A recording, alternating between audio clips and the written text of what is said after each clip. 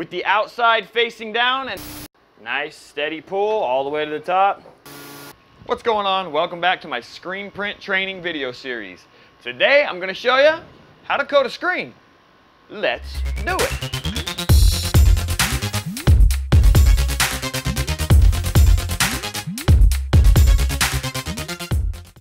To coat a screen, you're going to need the following things: a scoop coater, some type of spatula or a scraper, your emulsion, of course, and finally, you're going to need some freshly degreased and thoroughly dried screens. Do not ever coat a screen unless it has been degreased in the washout booth. Even if it's new, you need to throw it in the washout booth and you need to apply the dehazer degreaser just to remove any of the oils that the mesh has picked up during the process of handling it when you bought it or whatever. Do not let screens sit for more than 24 hours after they've been degreased. If you do, they'll collect dust and you're gonna have to degrease them again anyway. And finally, do not coat a screen unless it has had time to thoroughly dry. If water's dripping out of the corner of the screen, it's not dry. You need to give it more time before you try coating it. The process of coating a screen is quite simple. You grab your scoop coater, you load it up with emulsion, and then you do 2 coats on each side of your freshly degreased and thoroughly dried screen. Simple as that. Now I'm going to take a second and dive into the details of each one of those steps. Before we get started, I want to make a quick note about emulsion. The emulsion we use is pre-sensitized, which means the diazo is already mixed into it. We don't have to do anything. We pop the lid and we can use it straight out of the container. The shop you work at may use some kind of emulsion that requires you add the diazo to it and then mix it in. Just check with your superior or check with the manufacturer or your supplier for instructions on how to mix up your emulsion and get it ready for use. Whether you are grabbing a brand new gallon or you're opening up one that's been sitting over the weekend, the first thing you're always going to do is open it up and grab a stirrer and just stir it. If you're new to the shop or if you've never coated a screen before, I just want to tell you some of the details to keep in mind with a scoop coater. First things first, most scoop coaters, but not all of them, will have 2 different edges. They'll have the blunt edge, and then if you flip it over, they'll have the sharp edge. And you can feel the difference if you run your finger over it. In almost every scenario, you're going to coat with the blunt edge. Exception to that is if you're on high meshes like a 280 and you're trying to keep a super thin layer of emulsion on the mesh, then you use the sharp edge. But for general coating, the blunt edge is where it's at. When you're grabbing up your scoop coater to coat your screen, you're going to do a quick investigation. Take your finger and rub it along the edge, and using your eyes at the same time, you're looking for any nicks or burrs in the edge. The blunt side here is good to go. And I'm going to flip this over and just investigate the other side. And as I come up on it, I can actually feel a nick right here. I don't know if there's any chance in heck that you're going to be able to see that on camera. And another one here. See that nick? That renders this edge more or less useless. In some cases, you can grab a piece of sandpaper if it's minor and you can buff it out. But this nick here is beyond repair. If a scoop coater has a nick and you try coating something with it, you will get this. This is a thick deposit of emulsion running down the entire length of the screen. That will not work. If you stumble upon a scoop coater that has any nicks in the edges or anything that's going to affect the coating process, you need to let your boss know, or you need to buy a new one from your supplier. However, this edge is pristine, so we can use it. Let's load the scoop coater with emulsion.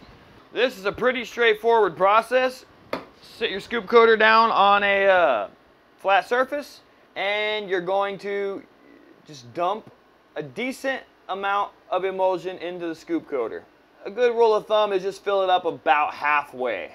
This will give you enough emulsion so that you're not having to refill it after every 5 passes, but not too much to where it's spilling over the side and it's uncontrollable. Grab your first screen and place it on your holder flat side out. The screen has 2 sides. This is either the print side, and inside the frame is the squeegee side, You can also refer to this as the outside of the screen, and then this is the inside of the screen. When you coat, you always coat the outside of the screen first, then you flip it and you coat the inside. And also, when you're handling the screens, don't let your grubby, nasty, oily fingers touch the mesh, ever. If you get your greasy palms on the mesh, the emulsion won't adhere, and you're gonna have problems when you're trying to burn and expose the screens. Keep your grubby palms off the mesh.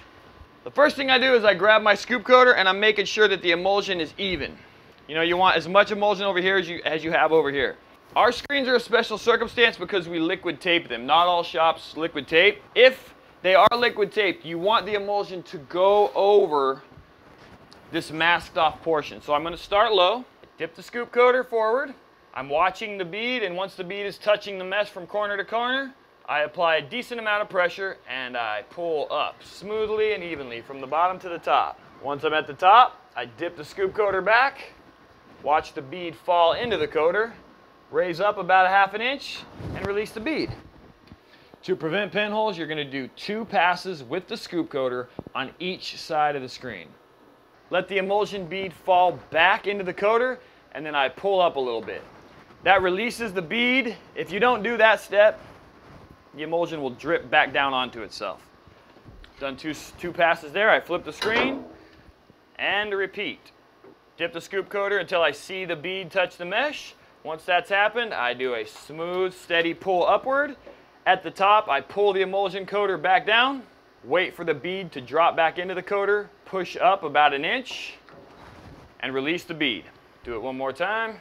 Nice, steady pull all the way to the top, raise up 1 inch, and release the bead. Obviously, these screens have haze all over them, but you should be able to see it's a nice, smooth, even coat. I'm going to show you some other ways to coat. You're welcome to try these out. If it works better for you, by all means, hit it up. It's been so long since I've done it this way. Let the bead touch the mesh, pull up, and then at the top of the mesh, dip the scoop coater back, let the bead fall into the coater, pull up 1 inch, and release. One more time. Let the bead touch the mesh, pull up, smooth and steady pressure to the top, dip the coater back down, watch the bead fall into the coater. Once it's fallen in, pull up 1 inch and release. Flip and repeat. Pull up. At the top, let the bead fall back into the coater. Pull up 1 inch to release the bead and release. If you're just starting out in screen printing, feel free to try both ways. Try the wall-mounted rack, try it off the floor, maybe even try it off the table. As far as this step goes, as long as you're getting the end result, which is a smooth, clean pass, then you're good to go. As you get better at coating, you'll see that you have less and less bead buildup on the sides, but when you're first starting out, you're gonna find that you probably do. You gotta get rid of that bead because it makes it much harder to reclaim the screen later. But it's really simple to do. After you've done your coat, you just grab your spatula and you just kind of draw that bead up. Just flatten it out, basically.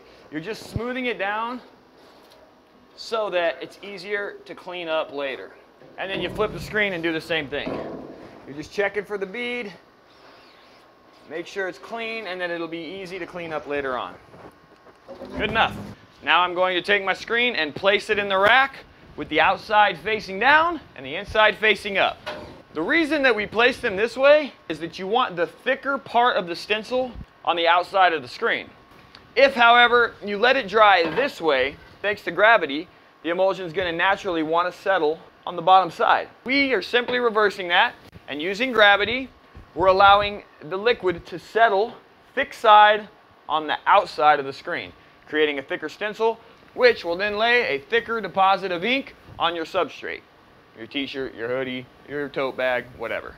And now I want to talk about the technical aspects of emulsion and dry time. So, in a pinch, you could technically let the emulsion, dry for a few hours, throw a fan on it, and you can get the job done in a pinch. However, if you're trying to do any kind of simulated process or some CMYK stuff, you need to allow the emulsion to dry properly. And that's within a window of 12 to 24 hours.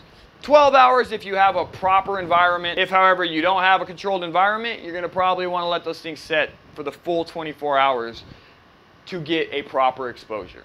After 12 to 24 hours, the emulsion is dry. The majority of the moisture is out of it, and this will make a perfect exposure on our exposure table. All right, now that I've coated all my screens, I still have some emulsion left in the scoop coater, so I bring the gallon back out, and I'm going to use my spatula to just scoop the excess emulsion back in to the gallon container or the quart container, whatever you got. Get as much out of here as you can, but don't get too crazy. You don't want to get any of the dried shit that's on the edges back in the thing. You just want to get the good stuff in there. If you've let this set for too long and there's a film over the emulsion, you might as well just discard it, because you don't want to put that film that dried over the top back in the gallon. All right, after you put all the scoop coater emulsion back in the gallon and you're about done for the day, grab your rag and you're just going to wipe the edges of this thing, especially around the lip, because if you don't wipe the lip properly, you won't get a seal. After you've wiped the edges, grab your lid, place it back on the gallon container. Make sure it has sealed. If you do not put the lid on and you let this shit sit overnight, you'll come back to a ruined gallon of emulsion. Do not, for any reason, leave the lid off of this emulsion. The only time the lid should be off the emulsion is if you're refilling the scoop coater, or if you're putting emulsion from the scoop coater back into the gallon. Lid is always on. Now that we're done coating, we got to go clean the tools. This is a pretty straightforward process. You're going to pay special attention to the edge of your scoop coater. Do not leave any residual emulsion on this thing. This thing should be spick and span. Okay, this scoop coater is more or less clean, but I did end up with some hard to get spots. See right here along the edge? This is unacceptable. That has to be cleaned off. But if you're having a hard time getting it off with water, let me show you a quick tip to soften this emulsion so that it's easier to wash off. It's really obvious. Just open up your dip tank, take your scoop coater, dip it in there for 30 seconds. That will soften that hard to get emulsion. Take it back to the sink and start scrubbing. You have to use elbow grease. You are not done cleaning this until all of the emulsion is off. You see that right there? I'm not done. If that don't work, I'll even use my fingers, try rubbing it off until this edge is clean and pristine inside and out. Once you're done cleaning your tools, throw them back in their proper location here at Monument. That's in the dark room. In the next screen print training video, I'm going to show you how to properly burn a screen right over there on that exposure unit.